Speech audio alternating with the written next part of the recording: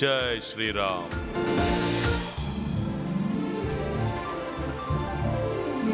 ఇలా వచ్చావేంటి తల్లి? స్వామి, మీరు ఇక్కడున్నారేంటి? నేను ఇక్కడెందుకుంటానమ్మా, నువ్వు రావడం చూసి నేను వచ్చాను. అవునా? అవును తల్లి. మీ నాన్నమ్మని చూడాలని వచ్చావా? మా నాన్నమ్మ నా కోసం ఎంత ఆలోచిస్తుందో, నాతో మాట్లాడాలని ఎంత బాధపడుతుందో నాకు తెలుసు స్వామి. నన్ను చూస్తే నానమ్మ చాలా సంతోషిస్తుంది. అందుకే నానమ్మని ఒకసారి చూసి వెళ్దామని వచ్చాను స్వామి. అంతేనా? మీ నాన్నే నీ పెద్ద కొడుకని నాన్నమ్మతో చెప్పడానికి వచ్చావా? తప్పకుండా చెప్తాను, కానీ ఆ నిజం ఇప్పుడు చెప్పండి స్వామి. నిశ్చితార్థం రోజే చెప్తానని బాబాయ్కి మాట ఇచ్చాను. ఇప్పుడే ఆ నిజం చెప్పేస్తే తనకు భయపడి చెప్పేశానని బాబాయ్ అనుకుంటాడు. నేను ఓడిపోయానని బాబాయ్ అనుకోవటం నాకు ఇష్టం లేదు. నీ ధైర్యాన్ని చూస్తుంటే నాకు చాలా ఆనందంగా ఉందమ్మా. రండి స్వామి.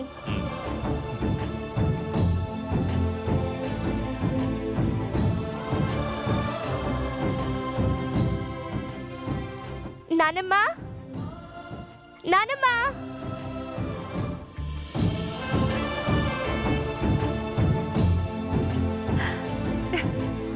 అను,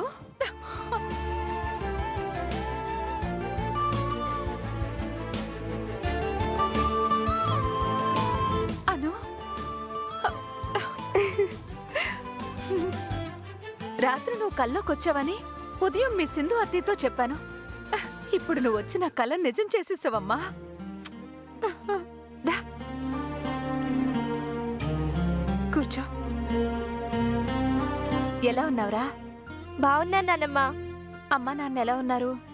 అమ్మ నాన్నలు కూడా చాలా బాగున్నారు. మనమందరం కలిసి ఉండే రోజు చాలా దగ్గరలో ఉంది నానమ్మ.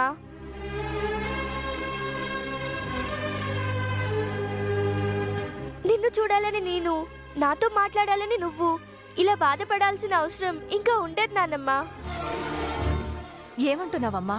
అవును నానమ్మ, నీ పెద్ద కొడుకు చూడాలని, నీ కొడుకు ఎవరో తెలుసుకోవాలని నువ్వు ఎంతలా బాధపడుతున్నావో నాకు తెలుసు నానమ్మ.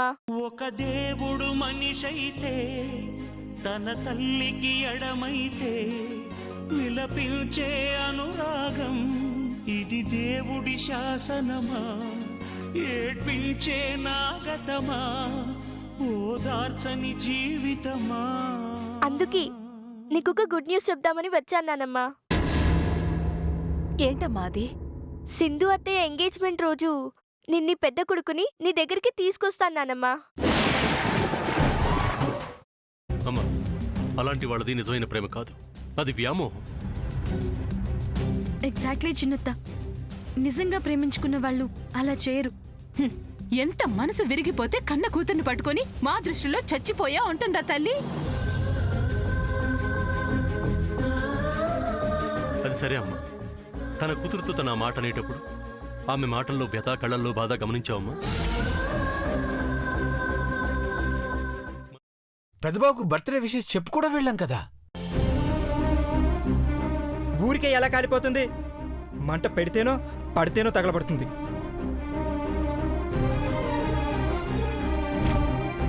కరెక్ట్ చిన్నబాబు, నీకొచ్చినట్టే నాకు డౌట్ వచ్చింది. పార్వతే షర్టును తగలబెట్టిందనుకుంటా.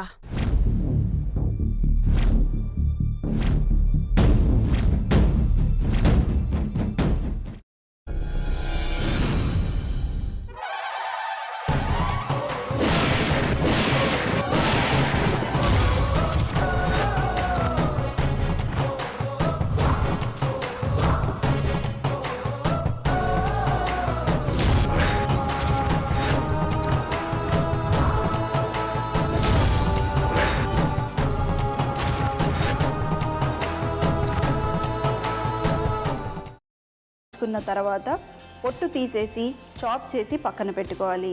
ఒక ప్యాన్లో కొద్దిగా నూనె వేడి చేసి అందులో ఆవాలు, మినప్పప్పు, శనగపప్పు, కరివేపాకు, సన్నగా తరిగి పెట్టుకున్న ఉల్లిపాయలు వేసుకుని 1 నిమిషం పాటు వేయించుకోవాలి. ఆ తర్వాత కాల్చి కట్ చేసి పెట్టుకున్న వంకాయని కూడా అందులో వేసుకుని బాగా మిక్స్ చేసి బౌల్లోకి ట్రాన్స్ఫర్ చేసుకుని అందులో తగినంత చిక్కటి పెరుగు లేదా పల్చటి పెరుగు వేసుకుని మిక్స్ చేసి అన్నంతో కానివ్వండి, చపాతీతో కానివ్వండి సర్వ్ చేసినా చాలా బాగుంటుంది.